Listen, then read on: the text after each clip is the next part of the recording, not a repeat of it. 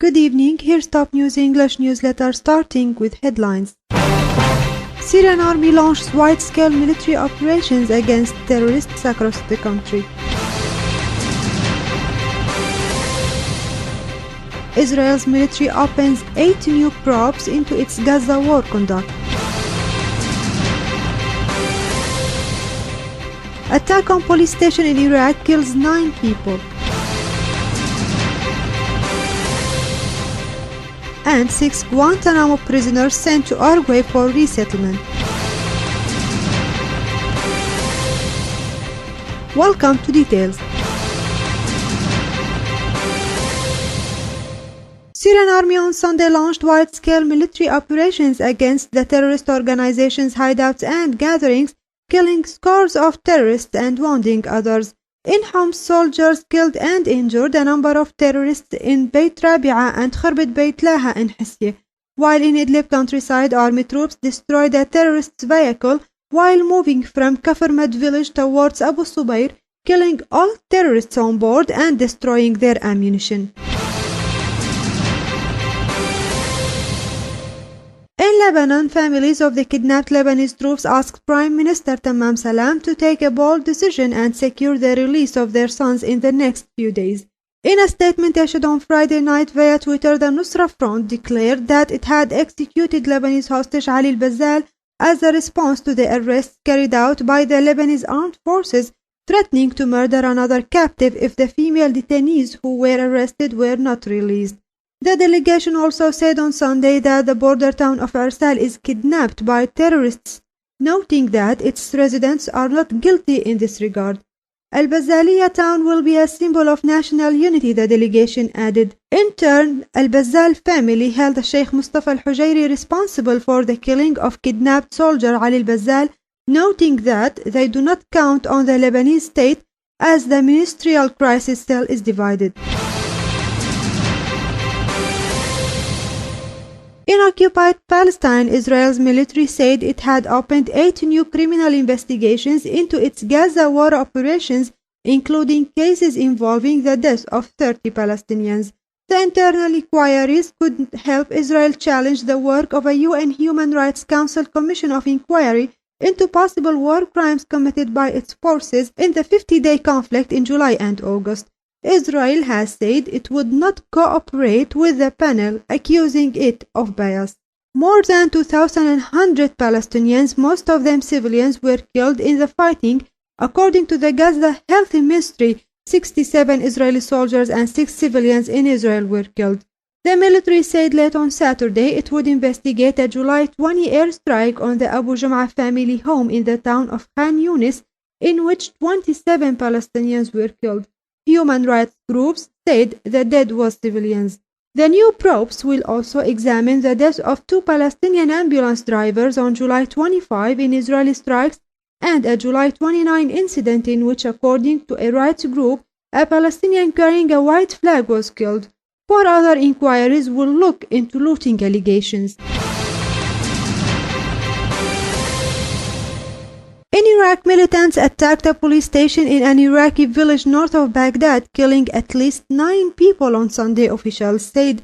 The attack started at dawn with a suicide car bomber hitting the blast walls that surround the police station in the village of As-Salman outside the town of Tarmiya, a police officer said.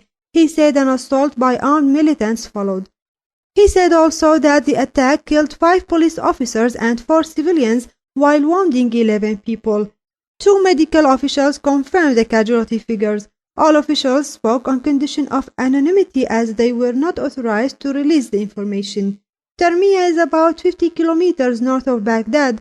No group immediately claimed responsibility for the attack, which came a day after a string of bombings targeting areas around Baghdad killed 10 people amid tight security measures to protect pilgrims heading to the holy city of Karbala. In Saudi Arabia, guards on Saudi Arabia's southern border with Yemen have killed 2 Ethiopians trying to smuggle drugs and alcohol into the kingdom, the official news agency reported. The agency said late Saturday that another 3 smugglers were wounded and 4 police were slightly hurt in a firefight. Citing a spokesman for Saudi security forces, it said the incident in a mountainous area of Asir province came after the smugglers opened fire on border guards trying to arrest them. In Sudan, Sudanese security forces arrested two prominent opposition leaders late on Saturday, days after they signed an agreement aimed at unifying opposition to President Omar Hassan al-Bashir, a leading dissident said. Sadiq Youssef, an official of the National Consensus Forces (NCF), an umbrella group of Sudan's main opposition parties, said that NCF leader Farouk Abu Isa, 81, and human rights lawyer Amin Makki, 75, had been detained. A broad spectrum of Sudanese political opposition and armed rebel groups put aside difference to sign a unity agreement on Wednesday that they hope will strengthen their hand in peace talks with the government that are taking place in Addis Ababa. In Cuba, 6 men held for more than a decade at the U.S. military prison at Guantanamo Bay in Cuba were sent to Uruguay for resettlement on Sunday, the Pentagon said, the latest step in a slow-moving effort by the Obama administration to close the facility. The release of the 4 Syrians, a Tunisian and a Palestinian, who were flown to South America aboard a U.S. military plane, represented the largest single group to leave the internationally condemned U.S. detention camp since 2009. President Barack Obama took office nearly 6 years ago, promising to shut the prison, citing its damage to America's image around the world, but he has been unable to do so, partly because of obstacles posed by the U.S. Congress. German Chancellor Angela Merkel accused Russia on Sunday of interfering in the domestic affairs of numerous countries that are seeking closer ties to the European Union. Moldova, Georgia, and Ukraine are 3 countries in our eastern neighborhood that have taken sovereign decisions to sign an association agreement with the European Union, Merkel said in an interview. Moscow has shown its displeasure with Moldova's pro-European course, confirmed in an election last week in which a pro-Russian candidate was prevented from participating by banning imports of Moldovan wines, vegetables, and meat. Last month, Russian President Vladimir Putin signed a strategic partnership agreement with Georgia's breakaway region of Abkhazia, drawing strong criticism from NATO and the European Union.